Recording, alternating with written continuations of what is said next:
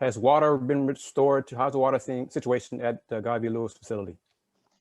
We don't have any water on the third floor. I'm not sure about the other floors. Is the Sunday's game still going to happen?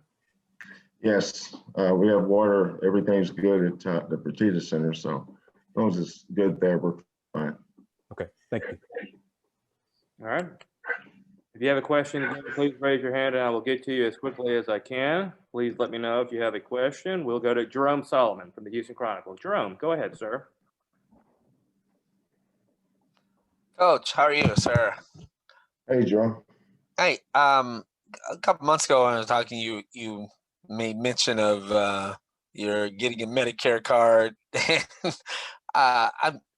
I'm working on a thing where the Texans just hired a coach David Culley, who's 65 years old, and obviously, Dusty Baker, who's in his 70s, and you're not a young man on number, but I just want to get your take about your thoughts on the age and what it matters in terms of being a head coach of a team. Well, I remember, I guess when you're 65 and it's good to remember things, but I do remember when I was 31, I think I turned 31 in October, and I was named that season, I was named the head coach at Washington State. I don't remember who it was. I don't even know if you pull it up from back then. Somebody did a story on me being the youngest head coach at a major college in America. And I thought about that then. And I said, well, the goal shouldn't be to be the youngest head coach. The goal should be the oldest head coach. So I don't think, I know Boeheim's still plugging along. So unless some of the late 60s or early 70s drop out, and I don't think I'm gonna make that one, but I don't know. I think the coaches see, I think the players see the coach as how he is, his energy level, his commitment to helping them get better, the culture that they're trying to build, his commitment to that, holding them accountable.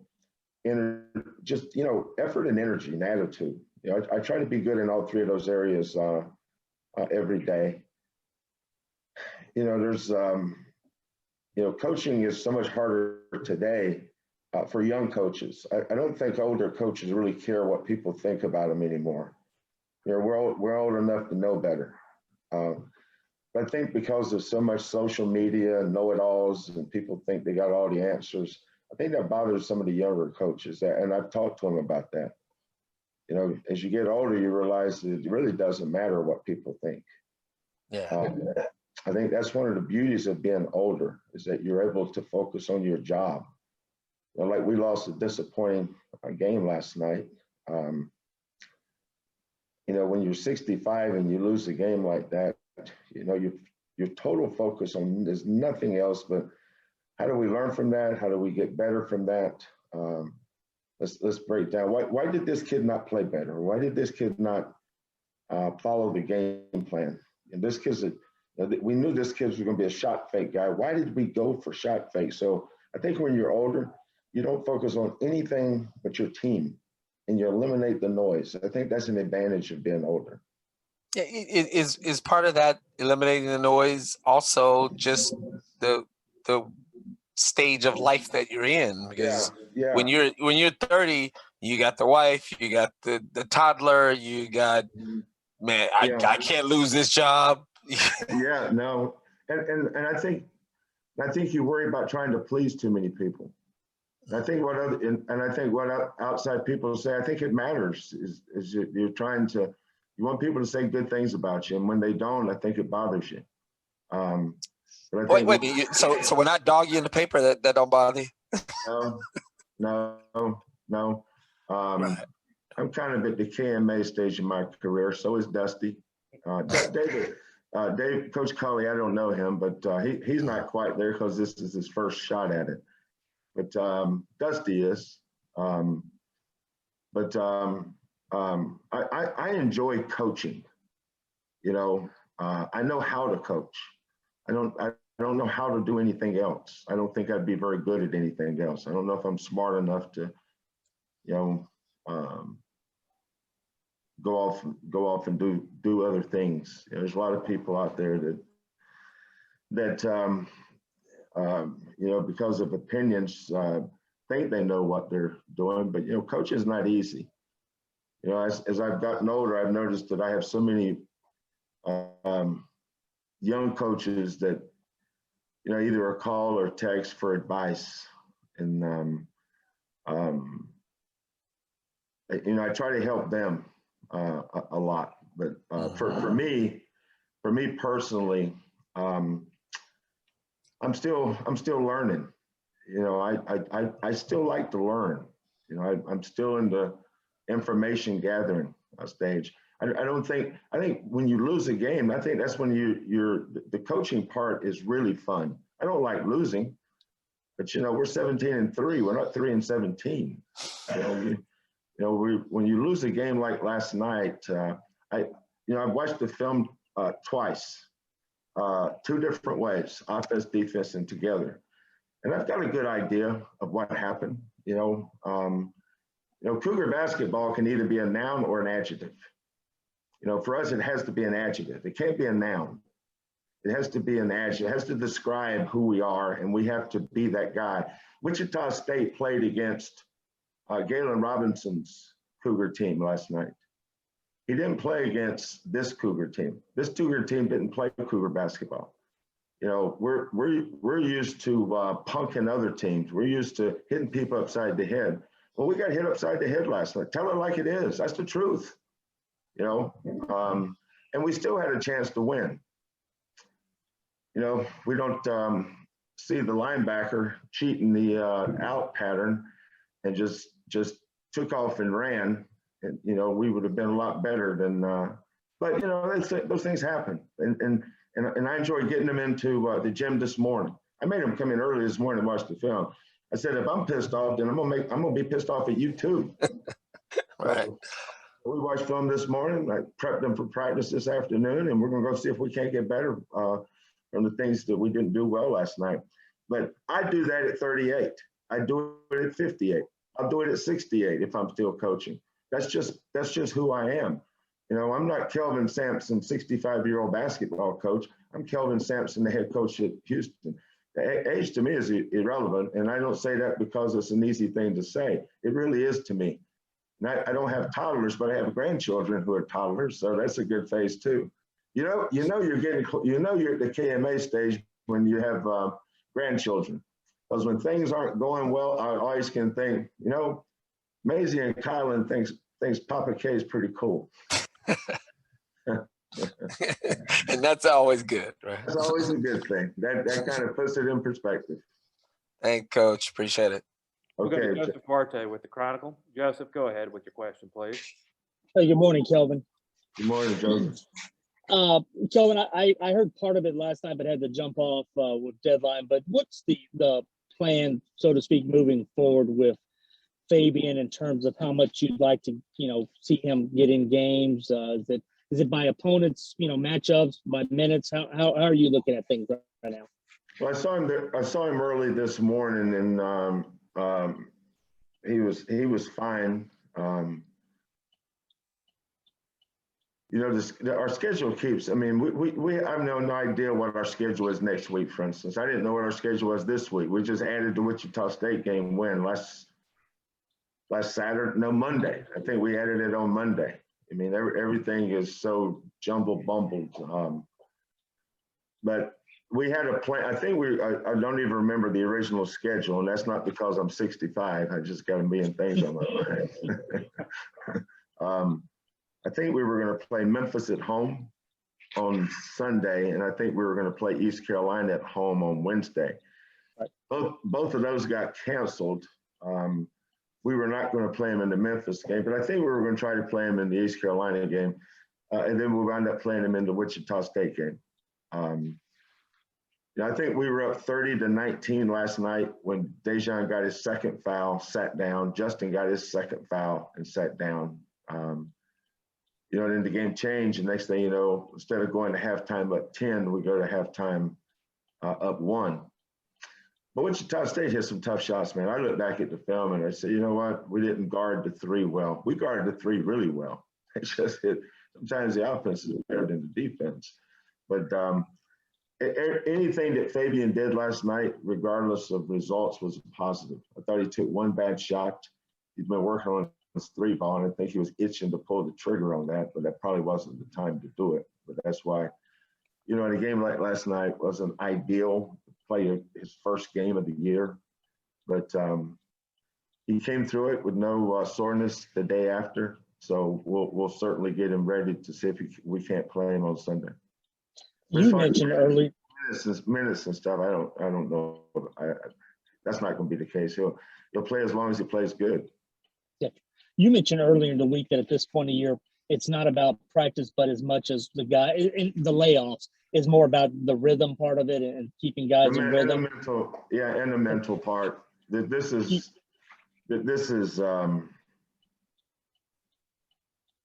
it's difficult to describe what weeks are like now.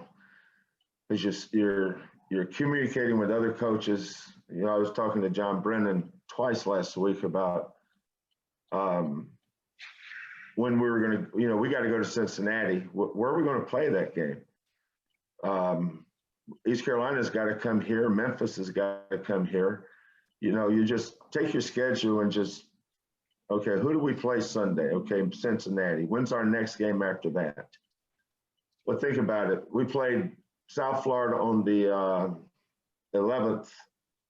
We didn't play again to the 18th. Now we play the 21st. Now we may not play again to the 28th.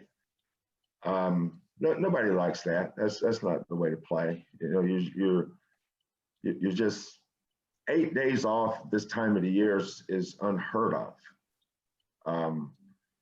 North Carolina on their social media, what did they do? They sent out a SOS. Anybody want to play a home game? Abe Lemons used to say, if you want to be the most popular guy at the Final Four, jump up on a coffee table in the lobby and say, who needs a home game? I kind of feel like that's what the scheduling is right now. But, we go from South Florida on the 11th at South Florida, at Wichita State, Cincinnati. Now it's another 8 days off or a week off. So we may try to find a team that can play us midweek. I don't really care about the net rankings or the rankings. That stuff doesn't bother me. I know who our team is. We have a good team. We don't have a great team. I don't even think we're really, really good. I've had really good teams. I had a team I thought was the best team in the nation in 2002. I thought the team, Rob Gray's year, I thought that was a Sweet 16 Elite 8 team. I thought the 33-4 team was Sweet 16 Elite 8. I didn't think they were national championship teams. This team, we're so dependent on culture things. We're not a first shot team and never have been. We've had those kids in the past. It's one of the reasons why the 33-4 team was so good is we could beat you with our first shot for up the entire game. Because we had one guy made 116 threes, and the other guy made 106 threes. Those two guys they could really shoot. We don't have that kind of guy. The reason we're 17-3, and the big reason why we lost last night is our culture let us down. If we don't if we're not getting tips and offensive rebounds and second and third shots, we struggle on offense, man. That's not an opinion, it's a fact. That's just who we are. We don't run from that. It's reality. That's why we would focus on that. And that's why last night was so disappointing to me. I wasn't disappointed we lost. Everybody's going to lose games if you're not Gonzaga or Baylor. One of them may go undefeated. Another one may only have one loss, and that's going to be on Monday. Who knows? But everybody else is depending on, but you got to play good, and you've got to play to your to the identity that you've created for your team. And I think that's what I was most disappointed in last night. We'll go to Mark Berman with Fox 26. Mark, please go ahead, sir. Hey, Kelvin, how cool was that to honor John Thompson last night and have that towel over your shoulder? It was an honor. I think you put it best. When I was a young coach coming up, the guys that I admired the most was Dean Smith at North Carolina. My dad used to, every year we'd go watch the blue-white game because he had a high school coaching clinic on Saturdays in Chapel Hill. So we'd go to that every year. It's about 90 miles from our house. And then when I started coaching, you realize that guys that look most like me were the guys I tended to really watch. John Thompson, John Chaney, Nolan Richardson, those three guys especially stood out. And I coached against John Chaney. I coached against Nolan a lot, Oklahoma and Arkansas. But John Thompson was kind of the godfather. All these guys were all capos. But the godfather was John Thompson. I remember being at a Final Four, I think it was in New Orleans, and we were in the lobby, and I was walking through on my way to my room, and he called me over, and he was sitting there with Sonny Vaccaro and some other guys just holding court. And there was an empty table behind him, and he got up and said, "Come here, young man. He said, I want to talk to you." And he gave me three pieces of advice that I can't share them, but he gave me three critical pieces of advice I share with my assistants. And I said, make sure you share this with your assistants when you become head coaches, because wisdom and the wisdom and knowledge from guys like John Thompson, you just pay it forward. So he's always somebody that's been willing to mentor people. I didn't have a connection to him other than I think he respected the way I coached my teams and the success we had. I think he respected that. And the fact that, being a minority, he wanted to pay special attention. But John is we always called him Big John. He was just somebody that we all admired. What he did with walking across that court with Prop 48. There's just not a lot of people who can do that and get away with it. But that just shows you his strength and character. And when somebody does that, that's the leader you want to follow. So I was honored to be able to do it, as every coach would be. Go to Vanessa Richardson, KPRC. Vanessa, go ahead, please, ma'am. Hi, Coach. How are you? I'm good, thank you. When you look at this last calendar year, you guys have been through so much. Everybody's going through COVID, but Houston is dealing with this awful winter storm. Obviously, last summer, your team was very active in the Black Lives Matter March. How have you used these incidents to talk to your team and teach your team about resiliency and kind of lessons like that? I don't know if we've ever had a 365-day period, because we're a week from today will be March the 4th, right? So we're getting we were on a bus on I-45 heading north toward Fort Worth when we got the call from Nate Pomaday at the American Athletic Conference office telling us that I had talked to him the night before. I talked to him before we got on the bus, talked to him about an hour into the trip. And I saw it coming because the night before was when Rudy Gobert and the Jazz guys tested negative. So we're on that bus. That was March the 12th. And from March the 12th to the day has been nothing but life lessons interspersed throughout, whether it was the COVID and the, people dying, people getting scared, people reacting differently. And our kids been away from us. You know, we turned around on May the 12th. The next day was March 13th. You know, I haven't seen Nate Hinton since then. You know, shortly after that, he put his name in the draft. Shortly after that, Fabian tore his ACL. Shortly after that, you know, we had guys putting their name in the draft, guys coming back, you know, guys transferring. Right. You know, it's just one thing after another. And then May 20th, George Floyd incident, and then the Black Lives Matter, the protests, the marches, more COVID. It's just been the most eventful year. I was talking, we had 3 Final Four referees on our game last night, and each one of them talked about the difficulties of this year from their standpoint. The craziest, most challenging year I think we've all had. Mm-hmm. That's why it's you know, when you get to January and February, I for some reason I feel like we're in December with our team. It's, you know, we're not knowing who you're playing and the uncertainty with the players. You know, there's, you know, normally here's our schedule and they know how to prepare for it, especially upperclassmen.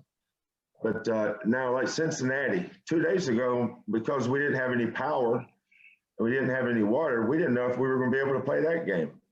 You know, John Brennan called the conference office and said, you know, if we can't go there, will they come here? I mean, that's how wild it is. You know, we were probably 16 hours away from having to get, you know, stay in Wichita and just go from Wichita straight. That would have been, you know, at one point we played 3 straight road games. We played at UCF. We played at, you guys help me out here. Who was the 3 straight road games? UCF, Tulsa, and SMU. We had 3 consecutive road games, and had we not get power restored and the water back on in Fertitta, this would have been 3 straight road games again. You know, mm-hmm. At South Florida, at Wichita State. Now you turn around and go to Cincinnati. That's not a normal year. You don't. That's not what you do. You know, you have a rhythm to your schedule, and this year we've all been affected by it. But you do the best you can, what you get, and you turn those lessons around to the players. There's no blame game. There is no complaints. That's not the way life is. You're going to have some curveballs. How do you handle them? How do you handle the adversities that you have? And it's been interesting to say the least. Yeah. Thank you. Yeah. Go back to Joseph Duarte, please. Joseph, question for Coach. Kelvin, when would you like to have, if you're going to play a game, decided on? And will it, if you do play, will it be sort of among the group of schools that you looked at last time, that range of level? NAI?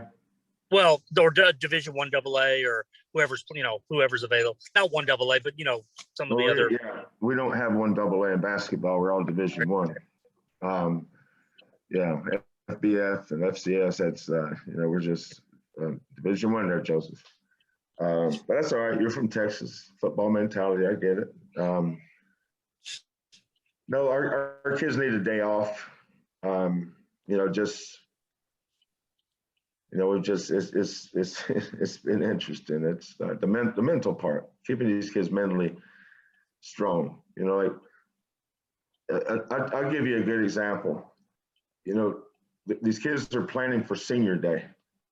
Senior day is always a big deal here, as I'm sure it is at every school. Every school thinks their senior day is the best ever, and we think our senior day is special, and we make it special for our seniors.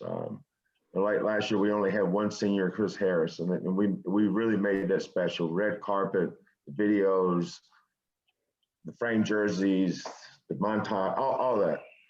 But this year, our senior day was supposed to be South Florida on February 28th.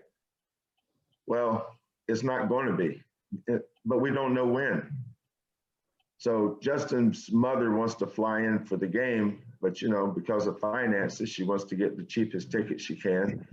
Dejan's mother and father, Larson's mother, but we don't know when senior day is. I mean, how many years how crazy is we don't know when senior day is. It's not going to be South Florida because we still have teams that have to return games to us, and we only have 1 week to do it. Unless you want to do it the following week, but that's the conference tournament. So there's some schools only going to play 15 conference games. There's some schools will play 18. There's some schools will play 19. I saw where Kansas State has already played like 20, 25 games. You know, there's some teams only play 15 games. But that's just the way this season is I don't know when senior day is. I don't know if East Carolina is going to come back here. I don't know when the Memphis game will be. I would assume we're going to have to play Memphis somewhere, but you know, we're not just going to go to Memphis. You know, they're going to have to come here too. We want to play them home and home. But when is that date? They haven't told us. So it's not. So senior day won't be against South Florida. We know that, but we don't know when it is. And as far as I'd like to play a game between Cincinnati and South Florida, just so we can get another game in. We just need to play. You can't play 3 times in 20 days and think you're in a rhythm. You know, we need that. Practice is practice this time of year. You always get something out of practice, but this time of year, practicing 5 straight days is not fun for anybody. You know, we need to play games to stay sharp. To especially our young kids like Tremont Mark. Tremont Mark needs to play games. Marcus is struggling making shots right now. He needs to play games.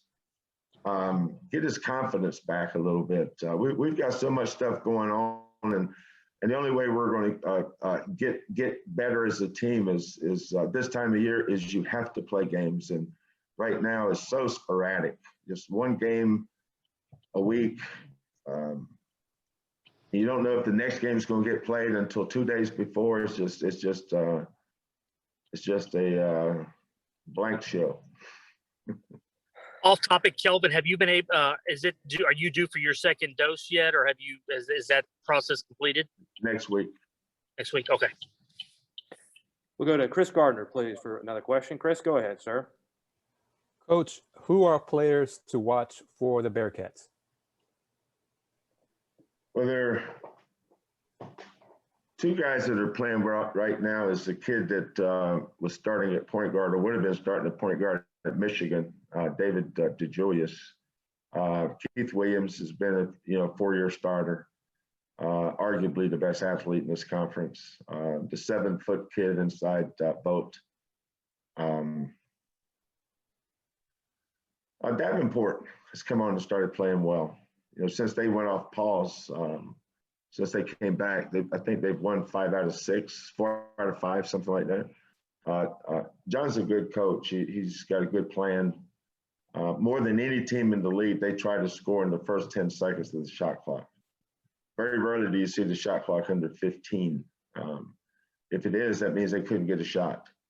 But they will really attack early, and they play a lot of guards. DeJulius, Davenport,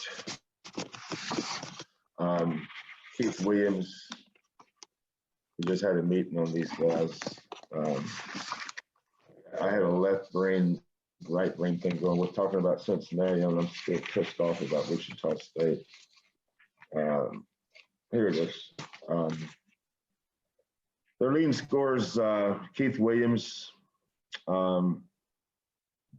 big time athlete, really good driver, averaging about 15 a game. DeJulius playing well, really well lately at 20-something. Talk about Temple recently. So Adams Wood started for him last year. Vaught hadn't had a great year, but he's starting to play better now. So all these teams in this league with this COVID stuff, I just don't think there's anybody that much better than anybody else, and I include us in that group. We'll go to Kevin Brown, please. Kevin, if you have a question, go ahead with Coach Sampson. Kelvin, what have the past 10 months or so been like for Fabian White? Fabian was really dedicated in his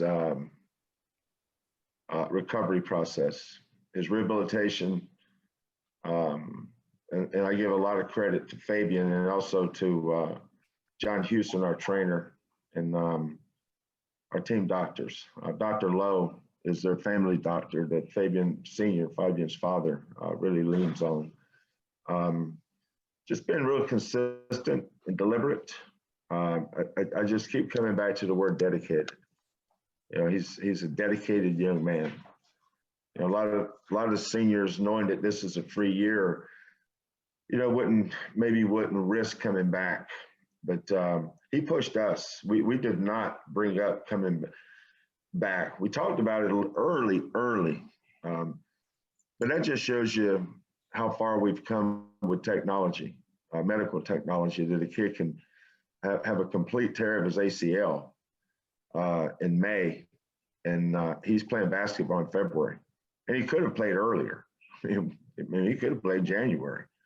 But we were super conservative with him as far as bringing him back. But Kellen does an awesome job with those 4s and 5s, developing their games, defining their game. The biggest thing with high school kids coming in is they think they can do everything, and they probably can't do but 1 or 2 things. And so we have to define what it is. Devin Davis is a good example of that. But Fabian is a smart kid. He's a culture kid. He plays hard. I'm glad he's back. He's going to help us. Do you remember when I'm sorry, Jeff, do you remember when he came to you and said, I want to come back this year?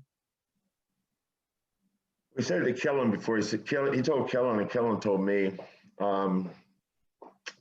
It was right after Christmas, I think. Okay. Somewhere in that area where I think he started getting confidence. And he's come back in stages. You know, it was no contact, just coach and the player just working on shots, facing up, working on moves. Then we went 1-on-1, 2-on-2, 3-on-3, 4-on-4. Then the last stage happened, I think, in the last 10 days. I watched him do some 5-on-5 work, and you can tell that he's not the Fabian of last year. The last game we played last year, we beat Memphis, and Fabian went against Precious Achua. In that game, Fabian had 18 points and 14 rebounds. Now, that's what we lost. So, I mean, we're talking about a major piece to the puzzle. You know, and he would have been basically a 3-year starter. You know, he started on a 27-win team, a 33-win team, and then last year's team that got season cut short. He was a starter on all 3 of those teams.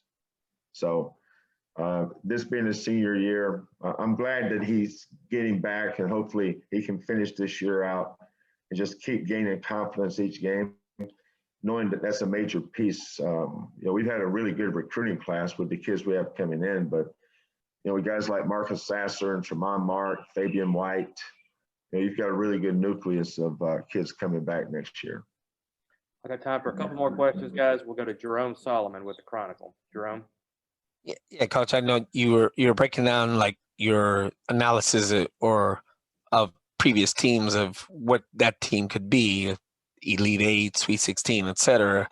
And I know in context, you're like, this is what you expected to be, but you know things could fall into place.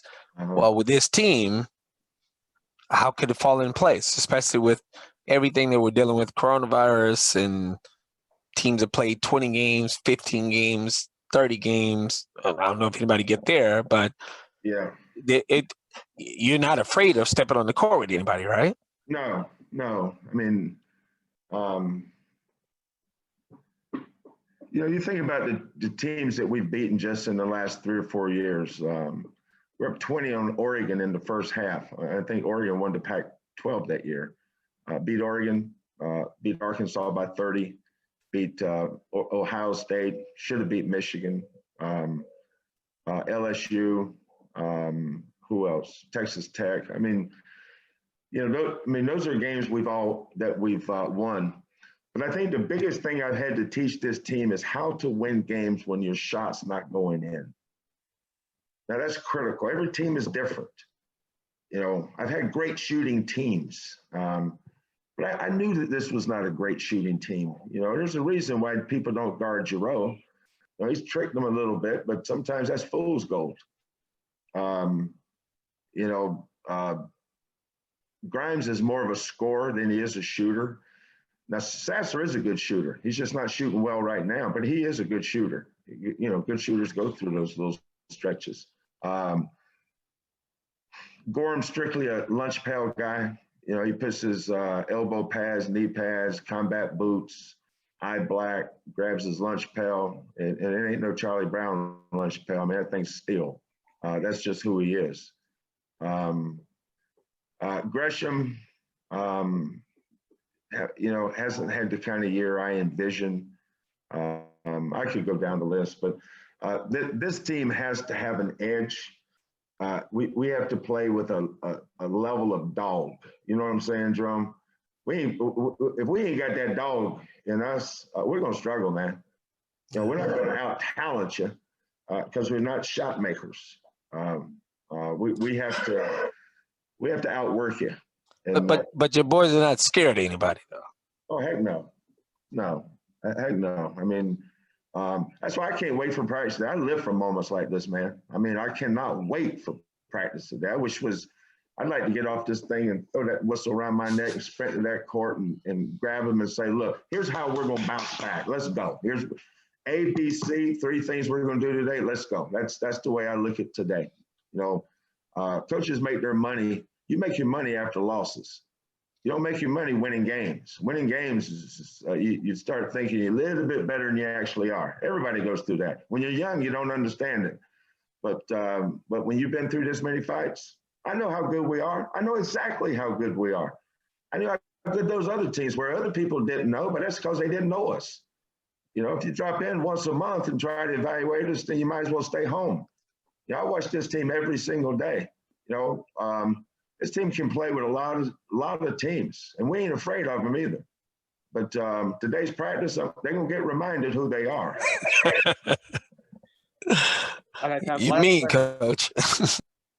Thank you, Graham. Last question, we'll go to Joseph Duarte again with the Chronicle, please. Joseph, go ahead, please, sir. Kelvin, back on Fabian, not to give away any secrets, but as you move along and he's available, is it a matter of how you split? What are you doing? Joseph, what are you, an Uber driver? I got one of those cars that drives for myself, so I'm safe. I'm safe. It looks like you got a fare in the back seat, man. I know that ain't your son or your sister. Yeah, that's my sister and my dad. They we did the I thought you was making a few extra coins on the side during the pandemic, brother. No, I get it. I'll charge them. They'll buy me lunch. Okay. Coach, with Fabian coming back, is it a matter of how you split minutes with Justin? Do you have a vision that you could play both of them at the same time, or how do you work Justin in with what you have already? Yeah, that's a great question, Joseph. But that's where we need games, man. We knew Fabian was coming back. It's just a matter of when. But he can't play last night. Okay, we'll see what he can do Sunday. But he can't go 8 more days without a game. We can't. We need games. We need to have a game this week. We need to play Thursday, Sunday, Wednesday, Saturday, and we all do to the end of the unless Gonzaga. It doesn't matter to Gonzaga and Baylor. They got whips. But for teams like us, we need to integrate him, see who he plays best with, where the synergy or chemistry is. Is it better with Reggie? Is it better with Justin? Because Justin's a mainstay. It's not like he's going to replace Justin. Can he play with Justin? But we need to play. Now, last night was not an experimental night. The encouraging thing is that we didn't play very good. Didn't play to our culture. But I'm going to give a lot of credit to Wichita State. When teams lose, they tend to say, well, we didn't do this. Well, how about the other team? They might have had something to do with it too. And they put a knot on our head. And we made sure our kids saw that on film this morning too. All right. If you need a pickup, Coach, I'll be there to pick you up. Yeah, I swear I thought you was side-eyeing something on the side with that Uber gig you got going. Times are tough. That's your sister right there? Yeah, my dad's right here next to me. What's up? What's up, Pops? What's up, sister? He says hello. Y'all good? Well, dang, Joseph, turn the heat on in their car, man. Y'all look like y'all freezing. Will do, Coach. All right, y'all be Thank you, good. Coach. Thank